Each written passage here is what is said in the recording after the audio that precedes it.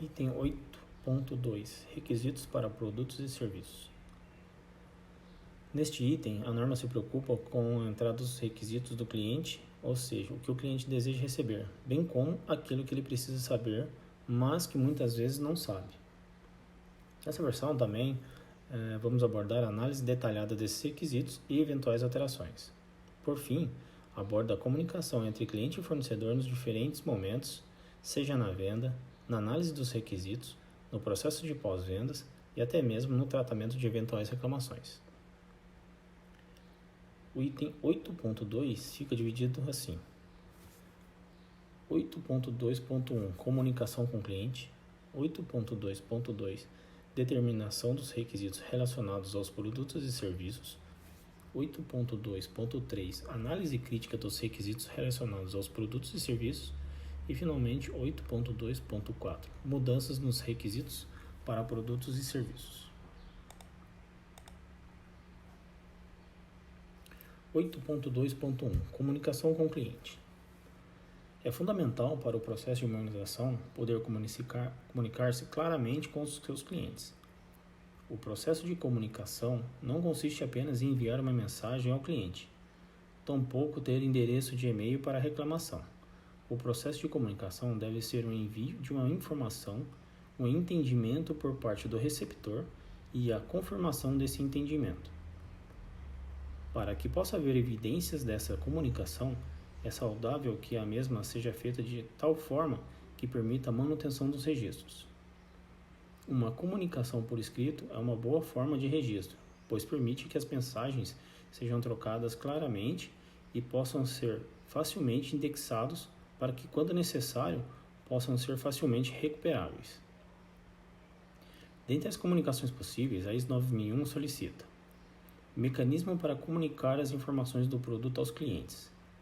Essa informação pode ser um website na internet com detalhes, inclusive técnicos e de aceitação do produto.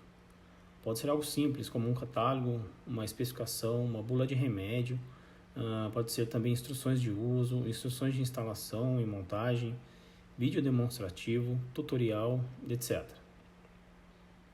Processo para tratamento de consultas, contratos e pedidos. Por ser algo mais personalizado, normalmente esse processo consiste de atendentes, dependendo do caso, com conhecimentos técnicos específicos. Atualmente, se tem disponível várias tecnologias para tal, que vão desde um call center em um 0800 até sofisticados sistemas online de atendimento, podendo, dependendo do caso, de atendimento no local. Processo para a realimentação do cliente. Esse processo consiste em um mecanismo onde o cliente possa dar a sua opinião crítica ou sugestão. Com isso, a empresa pode contar com uma importante fonte de informação vinda de quem é mais importante para a empresa, ou seja, o cliente. Processo de tratamento de reclamações de clientes. Um ponto-chave para a satisfação do cliente é manter um eficiente canal de atendimento e tratamento de eventuais reclamações. Muitas vezes a reclamação pode nem ser procedente, porém um canal com especialistas prontos para solucionar o problema do cliente é algo fundamental para a continuidade da parceria e das relações comerciais com o cliente. Um canal de comunicação simples é personalizado e sempre a melhor forma, porém, existem casos em que isso se torna muito complicado, como em comércios pela internet, atendimentos bancários e operações de telefonia móvel. O importante é manter o foco com o cliente e entender os seus desejos e necessidades para com isso fornecer o melhor serviço. 8.2.2 Determinação dos requisitos relacionados aos produtos e serviços. Muitas vezes, o cliente, ao solicitar um produto ou serviço, especifica alguns detalhes como quantidade, tipo de produto ou serviço e data desejada. A isso chamamos de requisitos declarados. Porém, os requisitos declarados são apenas uma parte de todos os requisitos que uma organização deve considerar ao receber um pedido de compras. Dentre os requisitos temos requisitos declarados. Os requisitos declarados pelo cliente são as solicitações expressas verbalmente ou descritas no pedido de contrato.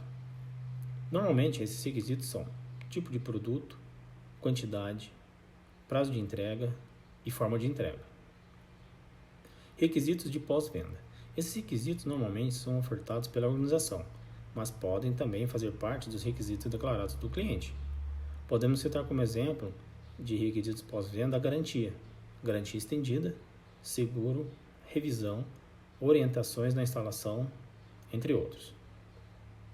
Requisitos não declarados, mas necessários para o uso. Muitas características de um produto não são explicitadas pelo cliente, porém são fundamentais para o uso. Esses requisitos devem ser igualmente identificados nessa fase. Como, por exemplo, de requisitos não declarados, podemos relacionar um carregador de bateria em um aparelho de celular, o manual de usuário de um veículo, a bomba para encher pneus em bicicleta, entre outros. Requisitos adicionais considerados necessários pela organização. Além dos requisitos básicos, o fabricante ou fornecedor de serviço pode identificar alguns requisitos adicionais. Esses devem ser relacionados. Requisitos estatutários e regulamentares aplicáveis ao produto. Essa explicação merece uma consulta externa. Dessa forma, podemos considerar e concluir que os requisitos estatutários e regulamentares são os requisitos impostos pela lei ou regidos por alguma norma aceita pelo fabricante ou prestador de serviço. Por exemplo, uma empresa de telecomunicação, ao vender uma antena, mesmo que o cliente não solicite, ela deve atender os requisitos regulamentares da Anatel, que é a Agência Nacional de Telecomunicações. Ou então, uma fábrica de mortadela deve atender o que foi disposto pela Anvisa, que é a Agência Nacional de Vigilância Sanitária. Existem requisitos regulamentares estatutários gerais e específicos. Cabe à organização identificá-los e garantir o seu atendimento. Item 8.2.3. Análise crítica dos requisitos relacionados aos produtos e serviços. Para que se possa fornecer um bom produto ou prestar um bom serviço, a organização tem que ter certeza do que o cliente deseja. De nada adianta servir a melhor feijoada do mundo se o cliente quer lasanha. Imagine que você entre numa loja e encomende um jogo de velas para o seu carro. Quando recebe o produto, descobre que as velas não servem no seu veículo.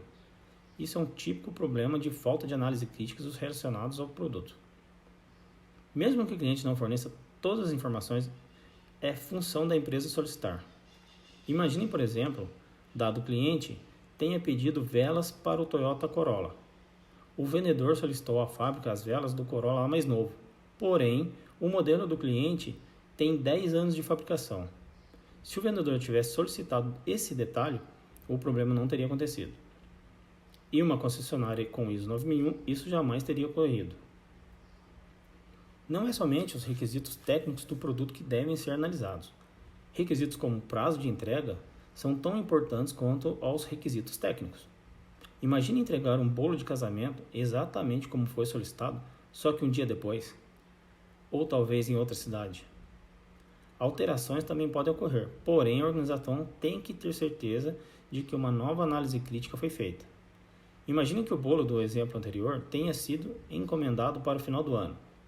Em determinado momento, a festa tenha sido antecipada e o cliente tenha feito uma alteração na data de entrega. Será que a organização terá tempo suficiente para cumprir o novo requisito? Todas essas análises devem ser evidenciadas de alguma forma. Podem ser um formulário ou mesmo um e-mail. Existem situações em que o requisito pode vir por meio de uma conversa ou por uma ligação telefônica.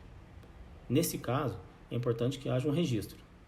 Então, é fundamental o que foi acordado seja escrito no pedido ou no contrato, em uma cópia seja enviada ao cliente. Somente com uma evidência física dessa aprovação, o processo deve dar andamento. 8.2.4 Mudanças nos requisitos para produtos e serviços. Os requisitos para produtos e serviços podem ser alterados por iniciativa do cliente, por necessidade da organização ou por questões legais.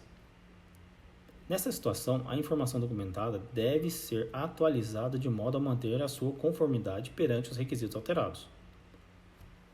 As mudanças por iniciativa da organização podem ter que ser previamente comunicadas ao cliente para aceitação por parte deste e só depois poderão ser implementadas. como por exemplo, mudanças de um equipamento ou mudanças de um insumo ou matéria-prima utilizada na fabricação de um produto.